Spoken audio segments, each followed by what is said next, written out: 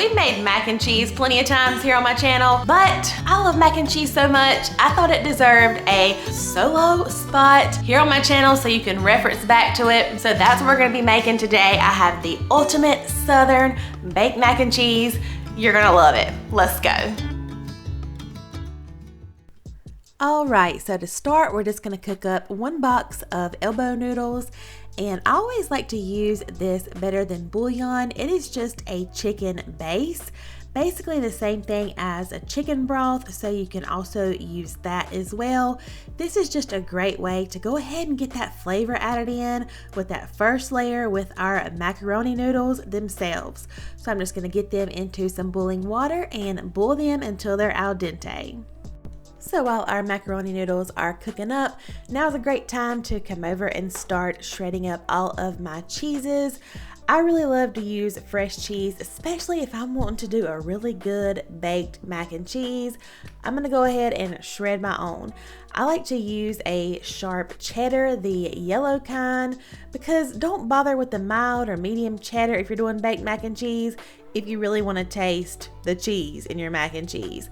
I also like to use a New York white cheddar, and then I like to use a Monterey Jack as well. If you're somebody who loves that string pull you get when you dip into some good mac and cheese, or if you just want to let everybody know your mac and cheese is going to be good when they scoop it out, you want to use something that has a little bit of that stringy pull, and Monterey Jack is perfect for that. It's not quite as stringy as mozzarella. It melts down really, really well, so I love to use it in my mac and cheese. Also, I'm not using it today, but Gruyere is another one of my favorites when I'm doing a really good baked mac and cheese. Now I'm just shredding up all my cheese. This is my little contraption I'm sure you've all seen before. And we're not going to use quite all of this cheese, so I'm just kind of dividing out about 5 cups. And since I'm using all these different kinds, I like to put them in one big bowl and kind of mix them together. That way they're just kind of evenly distributed. Next, I'm just going to bring over our elbow noodles that I have drained. You definitely don't want to rinse these. And we're going to add in about 5 tablespoons of butter. And I'm just going to stir up that butter and let that melt down all over our noodles.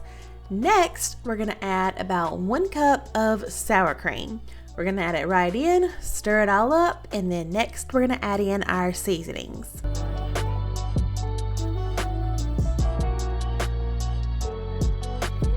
As far as seasonings go, you can really use whatever your taste prefers. I love using something like this Kinder's seasoning that has salt, pepper, garlic, because I just really use it in everything. So I'm gonna use a good bit of that. And also I do like a little bit of onion powder in here, so I'm gonna add in that as well.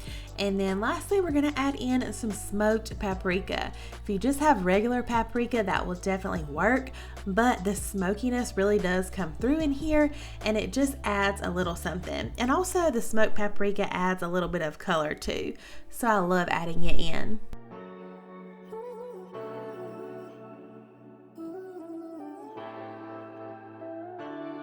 Next, to a separate bowl, we're going to add about 1.5 cups of heavy cream and also 1 cup of milk.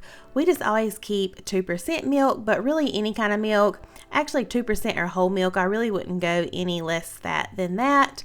And we're also going to add 2 eggs, because y'all know every Southern mac and cheese, every good Southern mac and cheese has eggs in there. So we're just going to add those in and whisk everything together. Now we're just going to start layering in everything, and that's what kind of makes this recipe different from my other mac and cheese recipes that I've shared before. So we're first going to layer in our macaroni noodles that we mixed with the sour cream and all those seasonings. And then next we're going to bring over our milk and cream and egg mixture and just kind of drizzle that right over top of our noodles, about half the noodles and then half the milk and cream. And then we're going to do one big cheese layer right in the middle, just load it up, and then we're just going to repeat that process again, ending up with the rest of our cheese right on top.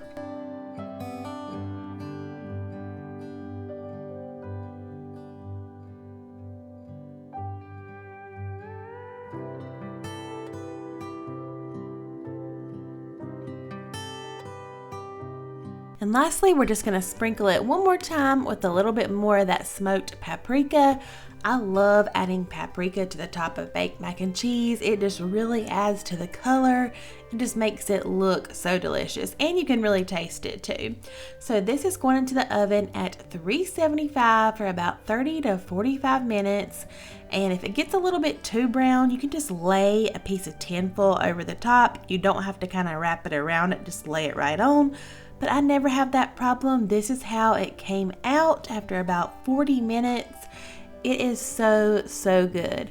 And you do want to let it sit for maybe 10 to 15 minutes just to kind of let all that liquid kind of set up in there. But this is so perfect. This is perfect for just a weeknight meal on its own.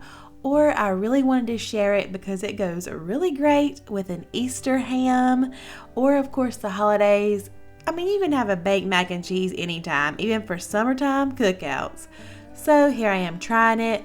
The sound was not working on my mic, but I still wanted to let y'all see how it looks all plated up. Super cheesy, silky. I love the layers of cheese, especially the one on top. Let me know down in the comments below if you think you might try out this Southern baked mac and cheese, or let me know if you already make one similar. Also, if you love easy recipes or Southern cooking in general, I would love to have you stick around.